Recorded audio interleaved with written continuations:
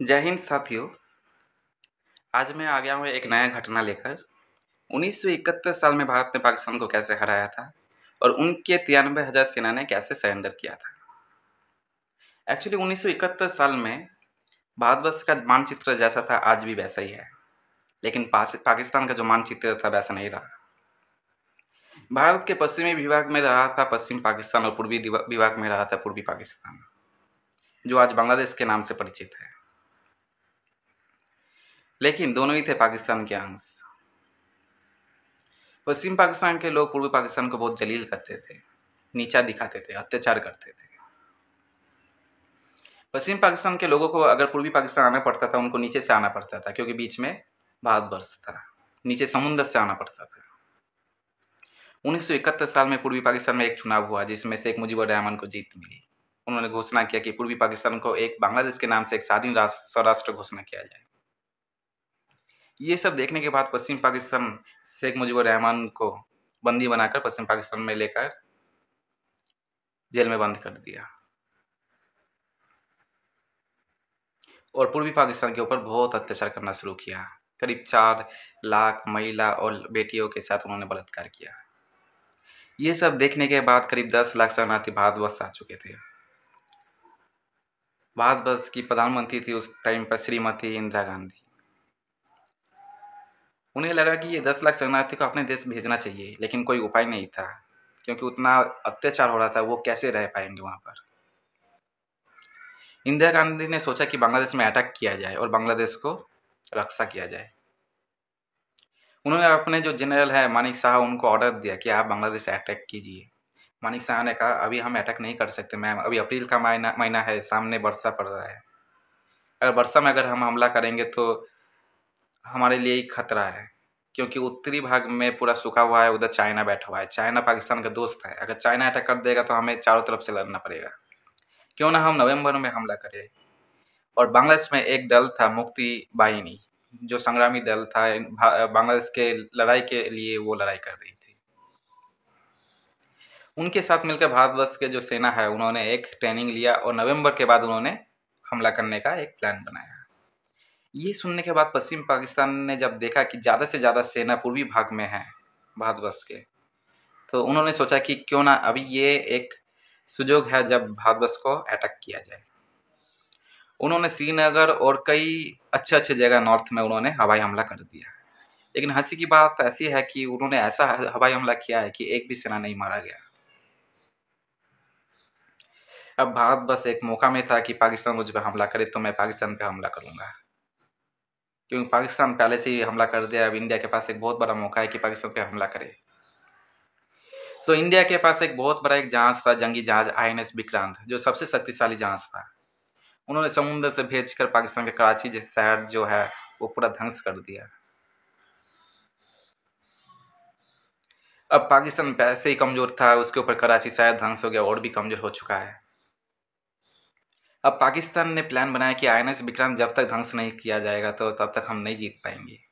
पाकिस्तान ने उस वक्त अमेरिका से एक पनडुब्बी जहाज खरीदा था जिसका नाम था गाजी। उन्होंने सोचा कि गाजी को भेजा जाए INS विक्रांत को डिस्ट्रॉय करने के लिए। अब भारतवर्ष को ये खबर मिल चुका था कि उनका गाजी आ रहा है हमारा INS विक्रांत को मारने के लिए। सो भारत का सरकार ने एक झूठ खबर फैलाया कि INS विक्रांत हमारा विशाखापत्तनम में है, लेकिन बाकी में वो विशाखापत्तनम में नहीं था। विशाखापत्तनम में बोलने का कारण है कि वहाँ पर INS राजपूत नाम का एक जंगी जहाज था जिसका इंजन खराब हो चुका था, इसलिए वो विशाखापत्तनम में पहले से ही था। एकमात्र वही एक जहाज था जिसके पास कैपेबिलिटी था गाजी को मारने का, लेकिन पाकिस्तान उस झूठ में फंस चुका था। उन्होंने सोचा कि INS विक्रांत सच्ची में विशाखापत्तनम में है, लेकिन वहाँ पर था INS राजपूत। जैसे ही पनडुब्बी विशाखापत्तनम में गया, INS राजपूत पहले से ही तैयार था, तुरंत वो गाजी को डिस्ट्रॉय कर दिया। पाकिस्तान पहले से ही कमजोर, उसके बाद वो और भी कमजोर हो चुका था। अब पाकिस्तान का दोस्त था उस टाइम पे अमेरिका। अमेरिका ने अब प्लान कर लिया कि इंडिया के ऊपर वो अटैक करेगा। 7 जंगी बेड़ा अमेरिका ने समुद्र में भेज दिया था, उसके साथ था परमाणु बोमा। अब इंडिया को बहुत सोच में फेंक दिया था अमेरिका ने, क्योंकि अमेरिका के साथ लड़ना उस टाइम पे इंडिया के लिए नामुमकिन था। इंडिया का अच्छा दोस्त था उस टाइम पे सोवियत संघ, जो अभी रशिया के नाम से परिचित है। सो इंडिया और रशिया में बहुत अच्छी एक दोस्ती थी। उन्होंने रशिया के पास एक हेल्प मांगा कि अमेरिका हमारे ऊपर अटैक करने के लिए आ रहा है, प्लीज़ हमें हेल्प कीजिए। लेकिन रशिया बहुत अच्छा एक दोस्त था इंडिया का।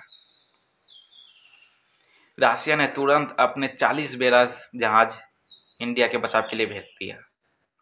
लेकिन अमेरिका के जो 7 बेड़ा जंगी मतलब जहाज है, वो जब आए तो वो पहले से देख रहे थे कि रशिया के जो जहाज है वो पहले से वहाँ पर मौजूद है। अमेरिका केवल अकेला नहीं था, अमेरिका के साथ इंग्लैंड का ईगल बाहिनी भी था। तो अमेरिका ने वार्निंग दिया रशिया को कि आप हट जाइए, हमें अटैक करने दीजिए। लेकिन रशिया ने अपनी दोस्ती निभाई। रशिया ने बोला कि नहीं, हम नहीं हटेंगे। अगर आप इंडिया के ऊपर अटैक करेंगे तो हम समझेंगे कि हमारे ऊपर अटैक कर रहे हैं। अगर आप परमाणु फेंकेंगे तो हम भी परमाणु लाए हैं। कितना परमाणु लाया हमारे पास गिनती नहीं है।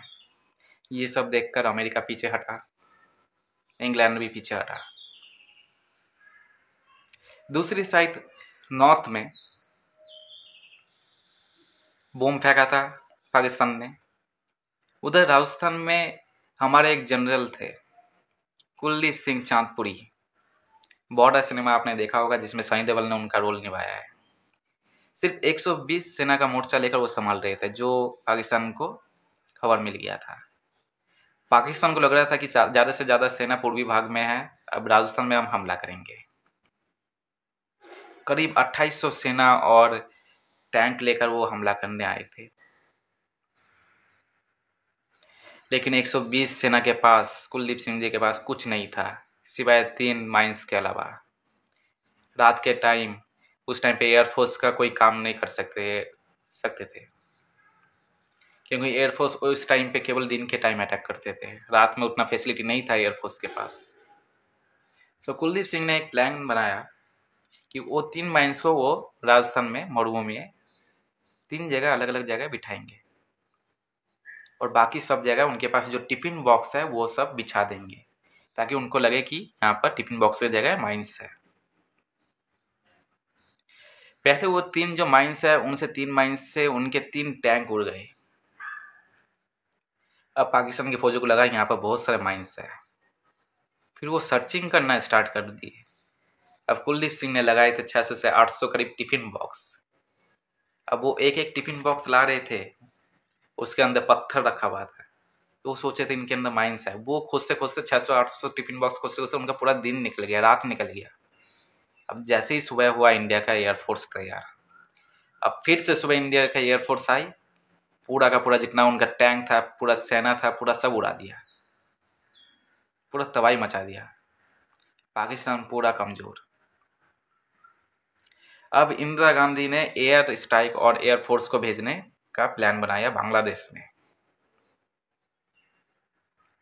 सब देखकर पाकिस्तान के करीब 93,000 सेना ने वहां पर सरेंडर किया था, जो अभी भी गिनीज बुक में रिकॉर्ड है। सबसे शर्मनाक घटना है ये, क्योंकि 93,000 संख्या बहुत ज़्यादा है, और 93,000 सेना को हमने बंदी बनाया था, जेल में रखा था, फिर बाद में छोड़ दिया गया था। लेकिन बड़ी दुख की बात है, हम बांग्लादेश को हेल्प किए थे, लेकिन बांग्लादेश ये मानता नहीं है। उस टाइम पे अगर हम नहीं रहते तो बांग्लादेश को स्वाधीन करना बहुत ही मुश्किल था। पाकिस्तान को ये याद रखना चाहिए कि हमने जैसे 93,000 सेना को हमने बंदी बनाया था, सरेंडर करने को मजबूर किया था, फिर भी वो हमको आंख दिखाता है। और बांग्लादेश को तो कुछ बोलना ही नहीं है। बांग्लादेश को हमने ही बचाया था, फिर भी बांग्लादेश हम लोगों को आंख दिखाता है। तो आज के लिए यही घटना है मेरे लिए। आज के लिए यही मैं ख़त्म करता हूँ। Thank you.